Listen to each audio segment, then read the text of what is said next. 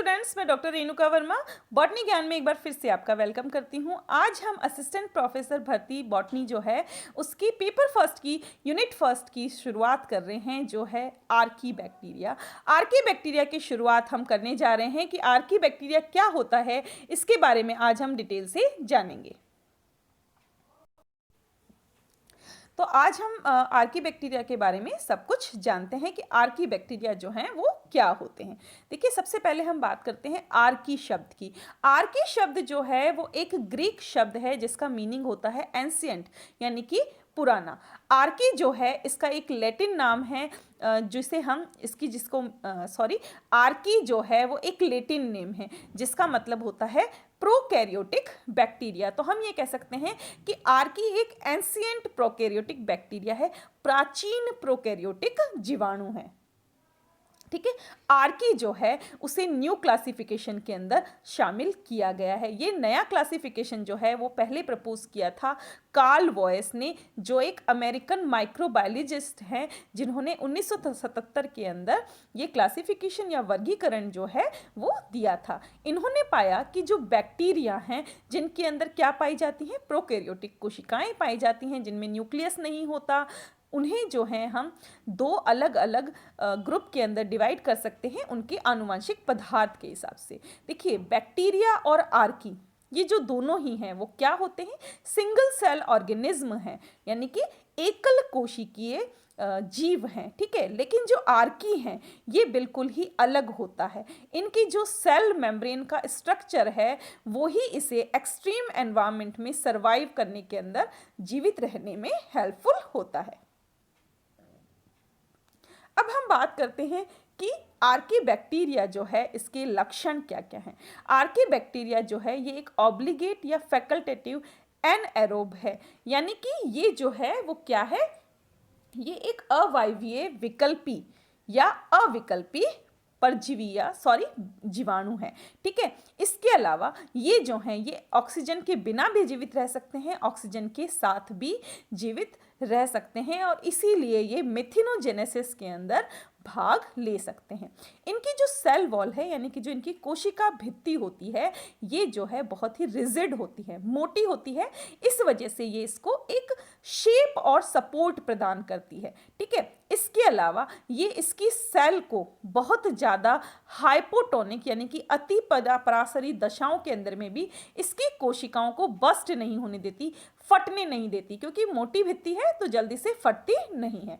ठीक है, अब जो आर्की बैक्टीरिया की सेल वॉल है, यानी कि जो कोशिका भित्ति है, इसके अंदर स्यूडोम्यूरिन पाया जाता है। ये स्यूडोम्यूरिन जो है वो उसके अंदर क्या होता है, ये लाइसोजाइम को प्रिवेंट करता है। मतलब लाइसोजाइम एंजाइम जो है जो कि सेल वॉल, बैक्टीरिया की जो सेल वॉल है उसका पाचन करने में सक्षम होता है, लेकिन आर्की बैक्टीरिया की सेल वॉल में जो स्यूडोम्यूरिन पाया जाता है ये इस लाइसोजाइम की एक्टिविटी को रोकने का काम करता है। लाइसोजाइम क्या है, लाइसोजाइम एक एंजाइम है जो क्या करता है, ये होस्ट के इम्यून सिस्टम के अंदर अगर रिलीज हो जाए तो ये उसकी जो सेल वॉल है उसको डिसॉल्व कर देता है, उसका पाचन कर लेता है। तो आर्की बैक्टीरिया में ये सेल वॉल का पाचन नहीं कर पाता। ठीक है, इसके अलावा जो आर्की बैक्टीरिया हैं इसमें कोशिकाबद्ध कोशिकांग जितने भी होते हैं, यानी कि मेम्ब्रेन बाउंडेड ऑंगली हैं, वो इसके अंदर नहीं पाए जाते इनके अंदर, जैसे कि न्यूक्लियाई यानी कि केंद्रक, एंडोप्लाज्मिक रेटिक्यूलम यानी कि अंतःप्रद्रवी जालिका, माइटोकॉन्ड्रिया, लाइसोसोम और क्लोरोप्लास्ट, ये सभी इसके अंदर एब्सेंट होते हैं। इनका जो साइटोप्लाज्म है, ये साइटोप्लाज्म कैसा होता है, थिक होता है, मोटा होता है, जिसके अंदर सारे के सारे उपापचय और पोषण संबंधी कंपाउंड या तत्व उपस्थित होते हैं, यानी कि इसके अंदर न्यूट्रिशन और मेटाबॉलिज्म से रिलेटेड जितने भी कंपाउंड हैं वो इसके थिक साइटोप्लाज्म के अंदर पाए जाते हैं। ठीक है, ये जो हैं ये बहुत सारे वातावरण में, अलग अलग वातावरण में पाए जाते हैं, इसीलिए इनको हम क्या कहते हैं, एक्सट्रीमोफिल्स, यानी कि ये एक्सट्रीम एनवायरनमेंट में भी पाए जाते हैं, यानी कि बहुत ज़्यादा ताप में भी ये जीवित रह सकते हैं, बहुत ज़्यादा लवणता में बहुत जीवित रह सकते हैं, बहुत ज़्यादा ठंड में भी जीवित रह सकते हैं, यानी कि ये एक्सट्रीम एनवायरनमेंट में जीवित रहने की क्षमता रखते हैं, इसीलिए इनको हम क्या कहते हैं, इन्हें हम एक्सट्रीमोफिल्स कहते हैं। ठीक है, इसके अलावा ये एसिडिक यानी कि बहुत अधिक अम्लीय और एल्काइन यानी कि बहुत अधिक क्षारीय जलीय क्षेत्र में भी पाए जाते हैं। इसके अलावा ये जो बॉइलिंग पॉइंट जहाँ पर पानी उबलता है, इतने अधिक टेम्परेचर पर भी जीवित रह सकते हैं। इसके अलावा ये 200 एटमॉस्फेयर प्रेशर यानी कि 200 वायुमंडलीय दाब पर भी इनको कोई नुकसान नहीं पहुंचता।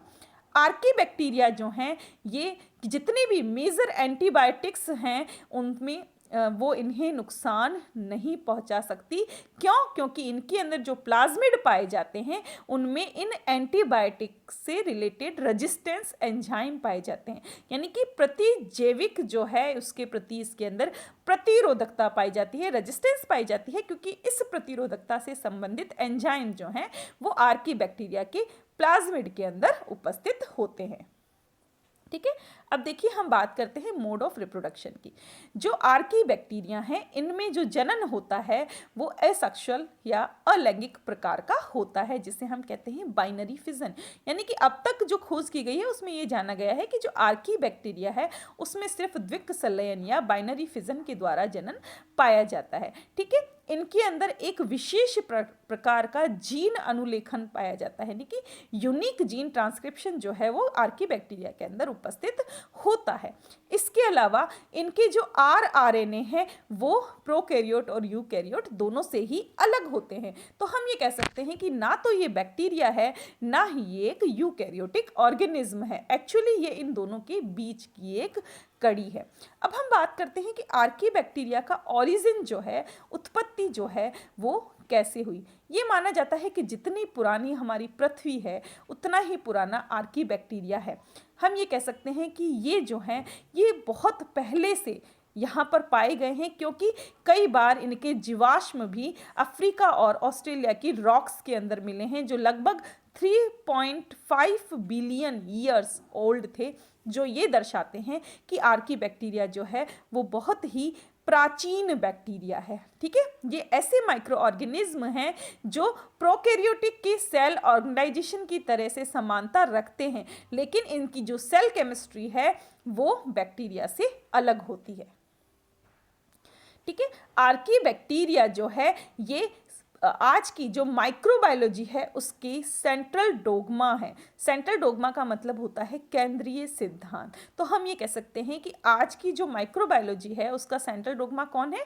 आर्कीबैक्टीरिया है। और इसी को समझ करके हम माइक्रो ऑर्गेनिज्म की बेसिक को समझ सकते हैं। इसके महत्व की अगर बात करें तो इनका जो ओरिजिन है या इनका जो इवोल्यूशन है वो ये दर्शाता है कि माइक्रो ऑर्गेनिज्म या सूक्ष्म जीव जो हैं कैसे उत्पन्न हुए थे। साथ ही साथ इनकी जो नेचर ऑफ लाइफ है, यानी कि इनकी जो जीवन की प्रकृति है उसका भी निर्धारण जो है वो हम अब इनकी स्टडी द्वारा कर सकते हैं। देखिए ये जो है ये बैक्टीरिया और यूकैरियोटा दोनों के मध्य का सदस्य है। ना तो ये बैक्टीरिया है ना ये यूकैरियोटा है। इससे पहले आर्कीबैक्टीरिया कहा जाता था, लेकिन अब ज़्यादातर जो साइंटिस्ट हैं इसे आर्किया कहते हैं। इसके लिए आर्कीबैक्टीरिया शब्द यूज़ नहीं करते।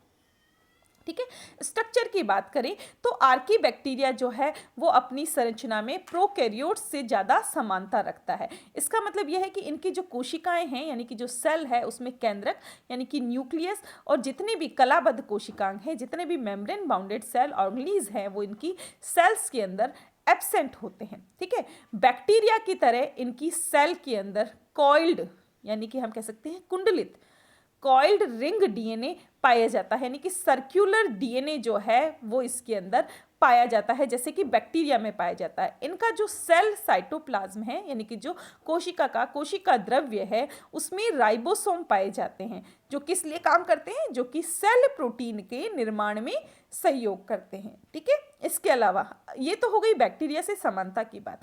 अब बैक्टीरिया से असमानता की बात करें तो इनकी जो सेल वॉल और सेल मेम्ब्रेन है वो बहुत अधिक मोटी होती है, जो कि इनकी जो कोशिका होती है उसको एक विशेष शेप यानी कि स्पेसिफिक शेप प्रदान करती है। ठीक है, अब ये शेप हो सकता है या तो ये फ्लैट हो सकते हैं या फिर ये रोड शेप्ड हो सकते हैं या फिर ये क्यूबिक हो सकते हैं।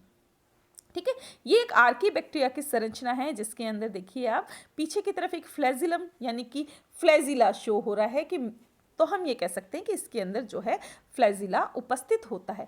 इनमें कैप्सूल उपस्थित होता है। इनकी कैप्सूल के बाहर सेक्स पिलाई जो हैं जो वो पाए जाते हैं, जिनको संयुग्मन में हेल्प करते हैं। इसके अलावा साइटोप्लाज्म इनके अंदर पाया जाता है। साइटोप्लाज्म के अंदर राइबोसोम पाए जाते हैं और इसी साइटोप्लाज्म के अंदर डीएनए पाया जाता है। ठीक है, इसके अलावा इनके अंदर प्लाज्मा मेम्ब्रेन और सेल वॉल ये सभी बैक्टीरिया की तरह ही पाई जाती है। ठीक है, आर्किया जो है, इसकी जो स्पीसीज है वो जो है वो लगभग समान होती है। जैसे लगभग इनका शेप, इनका मेटाबॉलिज्म ये जो है वो लगभग समान होती है। क्योंकि इसका एक रीज़न और भी है, क्योंकि इनका जो रिप्रोडक्शन होता है वो किसके द्वारा होता है? द्विक संलयन के द्वारा होता है। तो ये मात्र कोशिका से ही निर्मित हुई है, मदर सेल से ही बनी है, तो मदर सेल की तरह ही होती है। इनके अंदर हॉरिजॉन्टल जीन ट्रांसफर पाया जाता है, क्षैतिज जो है जीन स्थानांतरण इनके अंदर पाया जाता है। आर्किया की जो सेल्स हैं इनके अंदर बहुत सारे प्लाज्मिड कंटेनिंग डीएनए होते हैं जो कि अन्य सेल्स के साथ एक्सचेंज होने की कैपेबिलिटी रखते हैं। अगर हम रिजल्ट की बात करें तो आर्किया स्पीसीज जो है वो बहुत ही जल्दी इवॉल्व हुई है और बहुत ही जल्दी इसके अंदर चेंजेस भी आए हैं।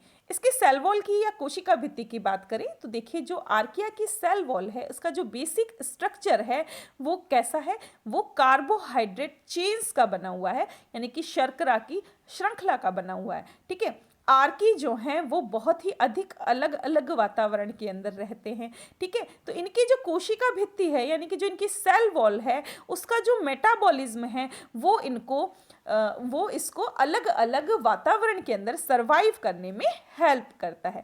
ठीक है, आर्किया की जो सेल वॉल है इसके अंदर कार्बोहाइड्रेट पाया जाता है जो कि बैक्टीरियल सेल वॉल से अलग होता है, डिफरेंट होता है। ठीक है, इसके अंदर प्रोटीन, लिपिड पाए जाते हैं जो क्या करते हैं? इसे किसी पर्टिकुलर केमिकल्स के प्रति प्रतिरोधकता उत्पन्न करने में हेल्प करते हैं, रेजिस्टेंस में हेल्प करते हैं और इसको स्ट्रेंथ प्रदान करते हैं। ठीक है, आर्की बैक्टीरिया जो है इसकी सेल वॉल जो है वो कैसी होती है? वो ग्राम पॉजिटिव और ग्राम नेगेटिव दोनों प्रकार की होती है। जैसे कि बैक्टीरिया में होती है ना, बैक्टीरिया जैसे ग्राम स्टेनिंग के प्रति रिएक्ट करता है, आर्किया भी बिल्कुल उसी तरीके से रिएक्ट करता है।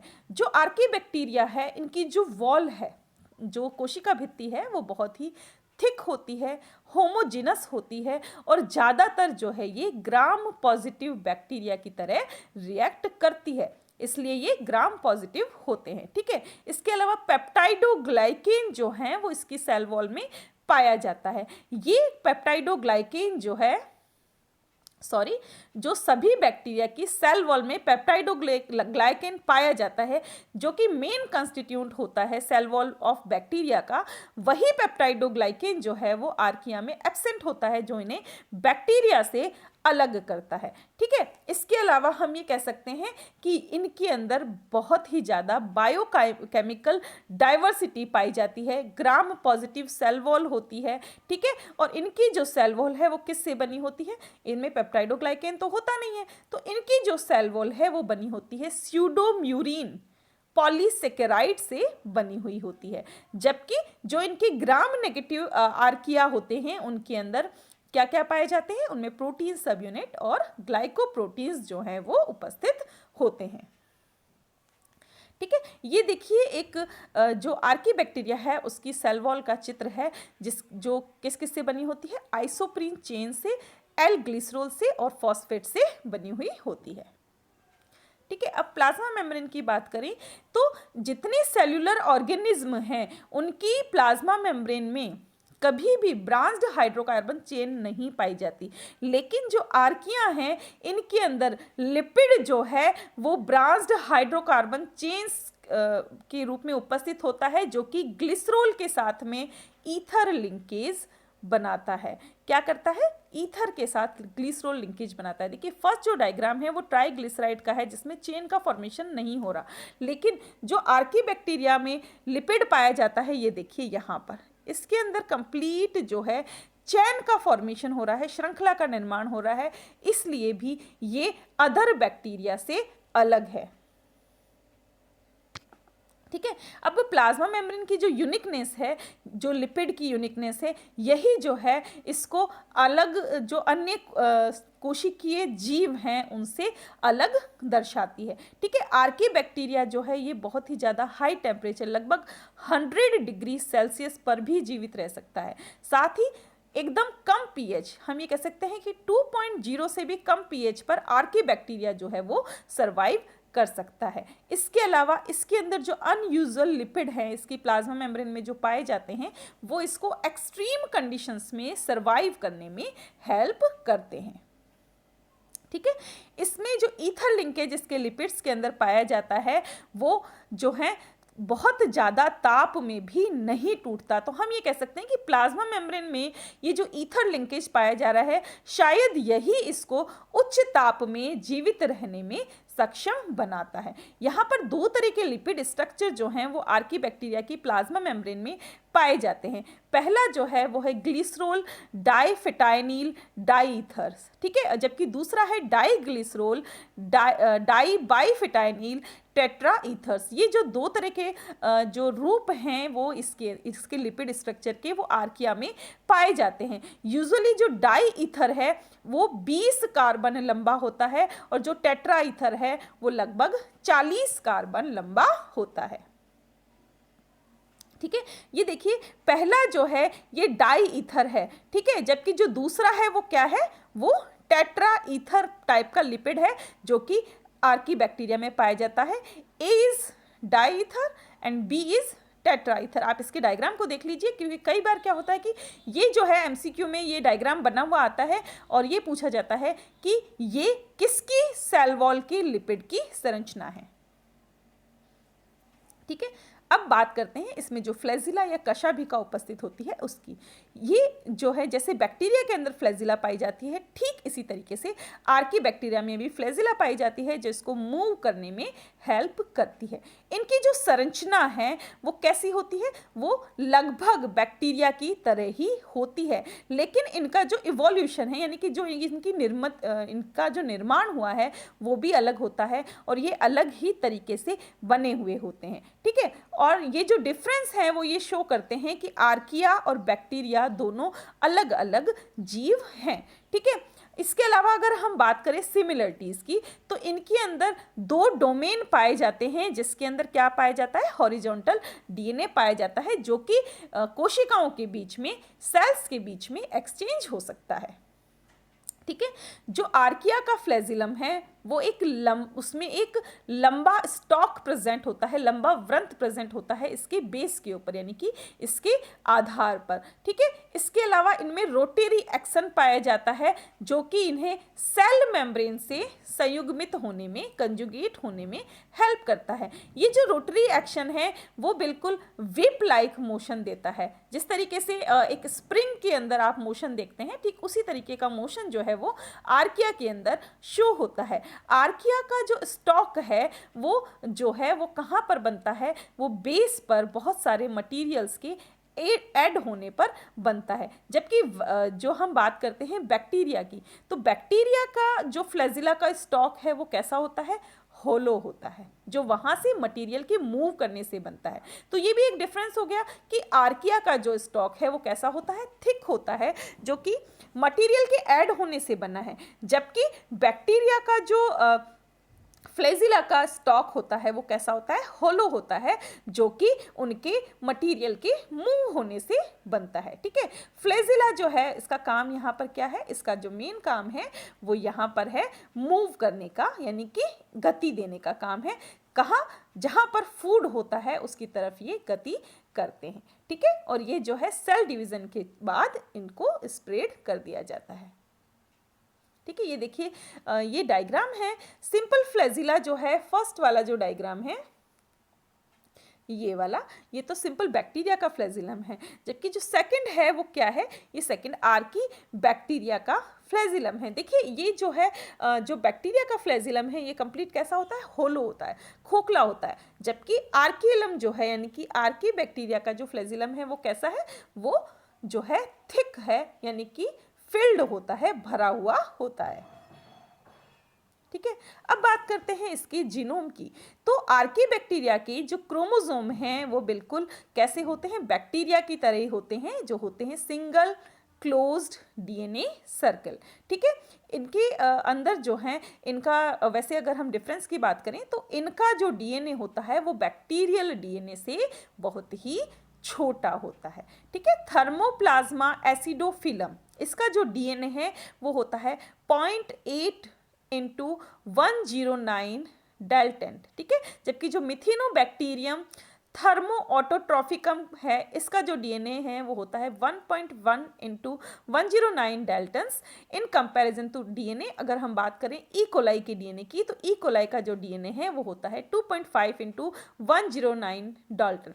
तो इसके हिसाब से देखा जाए तो आर्किया का जो डीएनए है वो लगभग इसके हाफ से भी कम होता है।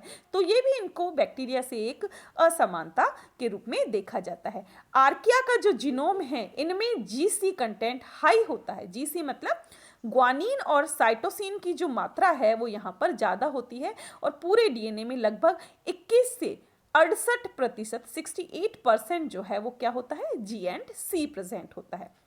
यहाँ पर जो है इसके साइटोप्लाज्म में बहुत कम मात्रा में प्लाज्मिड्स को रिपोर्ट किया गया है। ठीक है, अगर हम बात करें national centre for biotechnology information USA, तो इन्होंने अब तक 19 ऐसे आर्की बैक्टीरिया की खोज की है जिसकी सिक्वेंसिंग जो है वो मिड 2004 में यानी कि 2004 के आधे समय में की जा चुकी है। ठीक है, अब कंप्लीट सीक्वेंस की बात करें तो मिथिनोकोकस जेनेसिकी, इसका जो सीक्वेंस किया गया जीनोम का वो उसके अंदर क्या है, उसके अंदर लगभग 1758 जीन्स हैं। ठीक है, जो बैक्टीरिया और यूकैरियोट से अलग हैं और लगभग 56% 56% समानता ये बैक्टीरिया और यूकैरियोट से दिखाता है। ठीक है, अब ये देखिए यहाँ पर जो है ये अलग अलग सब यूनिट है। First one is canonical SMC complex and second one is Rad 50 MRE11। ये जो है इसके जीनोम की संरचना है। इस तरीके का जीनोम जो है वो आर्किया के अंदर पाया जाता है। ठीक है, अब बात करते हैं इसके आरएनए पॉलीमरेज की। आर्की बैक्टीरिया के अंदर बैक्टीरिया की तरह ही एक ही प्रकार का आरएनए पॉलीमरेज पाया जाता है, जिसके अंदर कितनी सब यूनिट होती है, 14 सब यूनिट या 14 उप इकाई होती है, जिसमें से 3 या 4 जो हैं वो बड़ी होती हैं और बाकी सारी छोटी होती हैं। ठीक है, जबकि अगर हम बात करें ई कोलाई बैक्टीरिया की, तो ई कोलाई बैक्टीरिया में सिर्फ 5 सब यूनिट युक्त पॉलीमरेज एंजाइम पाया जाता है। तो ये भी एक मेन डिफरेंस हो गया सिंपल बैक्टीरिया और आर्की बैक्टीरिया में। ठीक है, आर्की बैक्टीरिया का आरएनए पॉलीमरेज जो है वो यूकैरियोट्स जो होते हैं उनके आरएनए पॉलीमरेज सेकंड से समानता दर्शाता है। तो हम ये कह सकते हैं कि आर्की बैक्टीरिया जो है वो कुछ लक्षणों में बैक्टीरिया से समानता दर्शाता है, जबकि कुछ लक्षणों में ये यूकैरियोट से समानता दर्शाता है।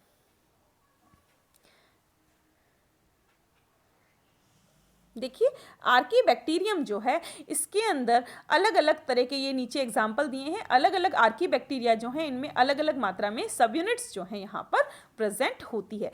एमसी जो है, एमसी का मतलब है मिथेनोकोकस और एमबी का मतलब है मिथेनोबैक्टीरियम, जो क्या है, आर्की बैक्टीरिया हैं। ठीक है, अब रिप्रोडक्शन की बात करें तो मैंने आपको स्टार्टिंग में बताया था कि जो आर्कियां हैं इसके अंदर अलैंगिक या असेक्सुअल रिप्रोडक्शन पाया जाता है, जो बाइनरी फिजन या द्विक सलायन के द्वारा होता है।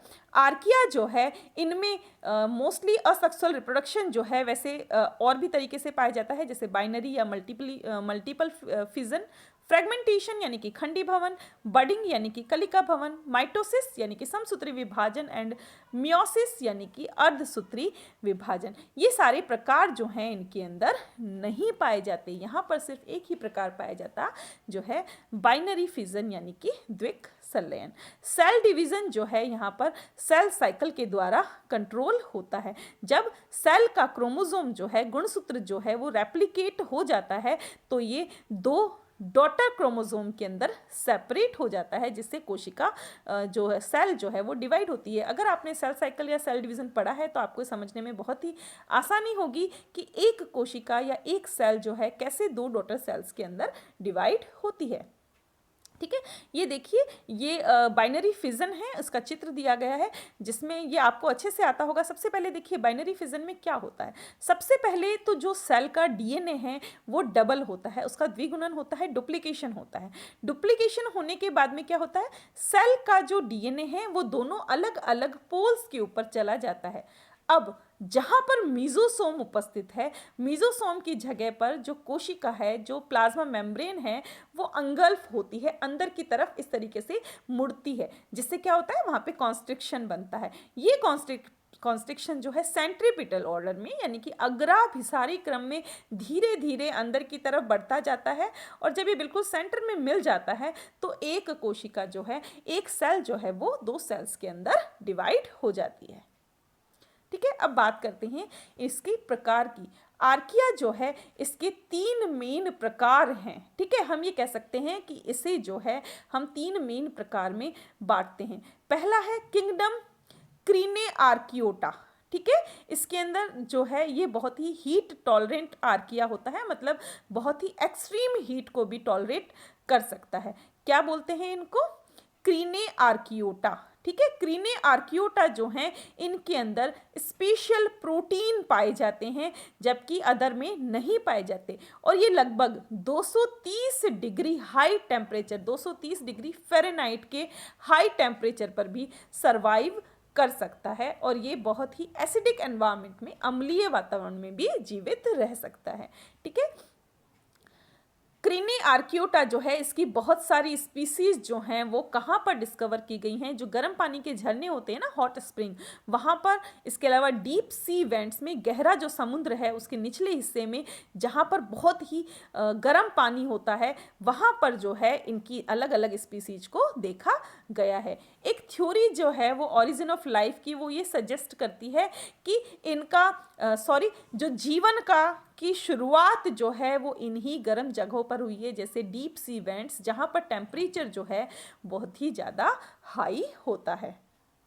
ठीक है, ये देखिए इसका एग्जाम्पल है आर्कियोटा का, कैरेनो आर्कियोटा का जो है सल्फोलोबस सॉल्फेटिरिकस। ठीक है, दूसरा है किंगडम यूरी आर्कियोटा। ठीक है, ये जो है ये बहुत ही लवणीय जो वातावरण होता है, सॉल्टी हैबिटाट के अंदर ये सरवाइव कर सकते हैं। ये जो है मिथेन का प्रोडक्शन करते हैं, यानी कि मिथेन का निर्माण करते हैं, जो कि कोई और नहीं कर सकता। मतलब संपूर्ण अर्थ में या पूरी पृथ्वी पर अगर हम बात करें तो पूरी पृथ्वी पर सिर्फ किंगडम यूरी आर्कियोटा जो है वो मिथेन का प्रोडक्शन करता है, बाकी कोई नहीं कर सकता। ठीक है, यूरी आर्कियोटा जो है ये अकेली ऐसी लाइफ फॉर्म है जो कि सेल्यूलर रेस्पायरेशन करती है कार्बन का यूज करके, और कार्बन जो है यहाँ पर कैसा होता है, एज अ इलेक्ट्रॉन एक्सेप्टर के रूप में कार्बन यहाँ पर होता है। ठीक है, ये जो है एक अलग ही प्रकार के निक का उदाहरण है, जहां पर कॉम्प्लेक्स कार्बन कंपाउंड जो हैं वो सिंपल मॉलिक्यूल ऑफ मिथेन के अंदर टूट जाते हैं और डिकम्पोजिशन या अपघटन करते हैं। ठीक है, मिथेनोजेनेसिस के अगर मिथेनोजेनेसिस नहीं होगा तो जो अर्थ का कार्बन साइकिल है वो कंप्लीट नहीं होगा। तो मिथेनोजेनेसिस यहाँ पर कौन कर रहा है, ये यूरी आर्कियोटा कर रहे हैं। ठीक है, जो मीथेन गैस का प्रोडक्शन है वो कौन करते हैं, यूरी आर्कियोटा, ये मैंने अभी आपको बताया था। ठीक है, तो मिथेनोजन आर्की बैक्टीरिया जो हैं ये कहाँ पाए जाते हैं, मार्शेस में, वेटलैंड में, जहाँ पर बहुत ज़्यादा सॉल्ट होता है। इसके अलावा ये किसके लिए रिस्पॉन्सिबल हैं, स्वाम्पी गैस जो निकलती है मार्स से, उसके लिए भी ये बहुत ही ज़्यादा रिस्पॉन्सिबल है, जिसकी एक विशेष जो है डिस्टिंक्टिव स्मेल होती है, विशेष इसकी जो गंध होती है जो इनकी पहचानने में हेल्प करती हैं। ये बहुत सारे जो मवेशी हैं उनके भी पेट में पाया जाता है, जैसे चारा खाने वाली जो काउज होती हैं, गाय भैंस जो होती हैं, उनके मुंह से एक अजीब सी स्मेल आती है जो कि मिथेन प्रोडक्शन के कारण होती है। उसका रीज़न क्या होते हैं, इसके अंदर ये मिथेनोजन बैक्टीरिया जो है इनके पेट में पाए जाते हैं। ये क्या करते हैं, ये जो भी घास ये लोग जो भी घास खा रहे हैं काउज, उनकी घास के जो शुगर्स होते हैं, जो शर्करा होती है, उसको ब्रेक कर देते हैं। ठीक है, और बिना इन बैक्टीरिया के काऊ जो है वो पाचन नहीं कर सकती। कुछ मिथेनोजन जो हैं वो ह्यूमन की गट में भी पाए जाते हैं, मनुष्य की आंत में भी पाए जाते हैं, जो कि इसी प्रकार से हेल्प करते हैं जिस प्रकार से गाय के अंदर ये हेल्प कर रहे हैं। ठीक है, इसके अलावा ये बहुत ही गहरे सी सेडिमेंट, डीप सी सेडिमेंट्स में भी पाए जाते हैं, जहाँ पर ये जो छोटे छोटे पॉकेट्स के रूप में मिथेन निकालते हैं, जो कि ओशियन फ्लोर के ऊपर फैली हुई पाई जाती है। ठीक है, तीसरा जो इसका किंगडम है वो है कोर आर्कियोटा। ये कोर आर्कियोटा जो है ये बहुत ही ओल्डेस्ट आर्की बैक्टीरिया कहलाता है। ये जो है इसे ये कहा जाता है कि आर्की बैक्टीरिया में से भी कोर आर्कियोटा जो है ये सबसे पुराना ऑर्गेनिज्म है अर्थ के ऊपर। ठीक है, कोर आर्कियोटा जो है ये कहाँ पाए जाते हैं, ये हाइड्रोथर्मल एनवायरनमेंट में पाए जाते हैं, यानी कि अधिक ताप पर पाए जाते हैं, जैसे क्रीनी आर्कियोटा पाए जाते हैं, बिल्कुल उसी तरीके से। ये जो कोर आर्कियोटा जो हैं इनके जो बहुत सारे जीन हैं वो क्रेनी आर्कियोटा और यू आर्कियोटा से मिलते जुलते होते हैं। साइंटिस्ट की बात करें तो उनका कहना ये है कि जो दोनों दूसरे प्रकार के आर्की बैक्टीरिया हैं, शायद इनका और कोर आर्कियोटा इन दोनों का जो पूर्वज है यानी कि जो एंसेस्टर है वो सिमिलर है या समान है। अब कोर आर्कियोटा जो हैं ये नेचर में बहुत ही कम पाए जाते हैं, क्योंकि दूसरे पाए जाते हैं, दूसरा इनमें बहुत जल्दी चेंजेस आते हैं, तो इनकी न्यूअर फॉर्म जो है वो ज़्यादा पाई जाती है। और जो कोर आर्कियोटा जो हैं ये अभी भी कहाँ पाए जाते हैं, हॉट स्प्रिंग और डीप सी वेंट्स के अंदर ये ज़्यादा पाए जाते हैं। इसका जो एग्जाम्पल है वो है मिथेनोब्रेविबैक्टर स्मिथाई, जो कैसा होता है, एक रोड शेप्ड बैक्टीरिया की तरह होता है, जो कि इस चित्र के अंदर दिखाई दे रहा है। ठीक है, इसके बाद हम बात करते हैं examples of archaebacteria. First one is Lokiarchaeota. ठीक है, ये कैसा है, ये एक थर्मोफिलिक आर्कोबैक्टीरिया है जो हाई टेम्परेचर वाली जगह पर पाया जाता है, जैसे डीप सी वेंट्स में पाया जाता है। और ये डीप सी वेंट्स जो हैं वो इन लॉकी आर्कियोटा की उपस्थिति की वजह से इन्हें लॉकीज कैसल कहा जाता है, यानी कि लॉकी के रहने की जगह कहा जाता है। इनका जो जीनोम है वो बहुत ही यूनिक होता है और इसकी जो कुछ जीन जो हैं वो क्या करते हैं, फेगोसिस्टोसिस प्रोसेस करने में सक्षम होते हैं। इसके अलावा इनमें कुछ ऐसे जीन भी पाए जाते हैं जो यूकैरियोटिक जीन से समानता रखते हैं, जो कि इनके शेप को बनाए रखने में हेल्प करते हैं। लोकी आर्कियोटा जो है वो ऐसा माना जाता है कि ये जो लोकी आर्कियोटा जो है वो यूकैरियोट के समान एंसेस्टर वाले हैं और जो लगभग कई बिलियन वर्ष पूर्व जो है इनका विकास हुआ था। ठीक है, दूसरे हैं मिथेनोब्रेविबैक्टर स्मिथाई, जिसका पिक्चर भी मैंने पीछे अभी दिखाया था आपको। ये जो है एक मिथेन प्रोड्यूसिंग बैक्टीरिया जो होता है, जो कहाँ पाया जाता है, ह्यूमन गट में, मनुष्य की आंत में पाया जाता है। ये क्या हेल्प करता है, जितने भी देखिए नॉर्मली जो मनुष्य है उसकी जब उत्पत्ति हुई थी तो वो क्या करता था, वो एक कार्निवर है, यानी कि वो मांस खाता था। लेकिन प्रेजेंट टाइम की बात करें तो प्रेजेंट टाइम में हम लोग जो हैं वो बहुत ही ज़्यादा सब्जियों पर या मैं कह सकती हूँ कि प्लांट के ऊपर डिपेंड हो गए हैं। तो हमारा जो गट सिस्टम है वो इसके लिए नहीं बना है, अनुकूलित नहीं हुआ है। तो ये जो बैक्टीरिया है, आर्की बैक्टीरिया मेथेनोब्रेविबैक्टर स्मिथाई, ये हमारी गट में होता है और ये क्या करता है, जो प्लांट्स हमने हैं उनकी जो जटिल शर्करा होती है उसको ब्रेक करता है और क्या करता है, उसे एनर्जी के रूप में एक्सक्रिएट करता है। ठीक है, और कई बार जो ये हमें कोलन कैंसर से बचाता भी है। ठीक है, जो लोग हैं जिनको कोलन कैंसर होता है वो क्या होते हैं, उनमें बहुत ज़्यादा मोटापा पाया जाता है। ये मोटापा किस वजह से होता है, इनके अंदर बहुत अधिक मात्रा में यूरी आर्कियोटा बैक्टीरिया पाए जाते हैं। तो हम ये कह सकते हैं कि ओबेसिटी जो है उन लोगों में पाई जाती है जिनकी गट के अंदर अधिक मात्रा में यूरी आर्कियोटा बैक्टीरिया पाए जाते हैं। आर्की बैक्टीरिया जो है वो फोटोसिंथेसिस नहीं कर सकते क्योंकि इनके अंदर क्लोरोफिल जो है वो प्रेजेंट नहीं होता, लेकिन इनके अंदर उच्च मात्रा में जीन स्थानांतरण की क्षमता पाई जाती है।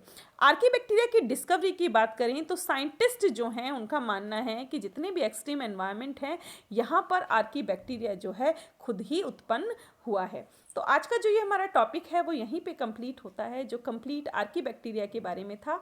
ये आपके एमएससी के अंदर हेल्पफुल है और साथ ही आरपीएससी असिस्टेंट प्रोफेसर बॉटनी के पेपर फर्स्ट की यूनिट फर्स्ट का पहला टॉपिक है। मिलते हैं ऐसे ही इंटरेस्टिंग टॉपिक के साथ में, तब तक बने रहिए मेरे साथ। और अगर आपको मेरे ये लेक्चर्स यूज़फुल लग रहे हैं तो प्लीज़ मेरे चैनल को लाइक शेयर एंड सब्सक्राइब करना ना भूलें। बेल बटन दबाकर नए जितने भी वीडियोज़ हैं उनकी जानकारी आप जल्द से जल्द प्राप्त करें और उन्हें देख करके फ़ायदा उठाएं। Thanks for watching and stay tune to botany Gyan for more informative videos. Thank you.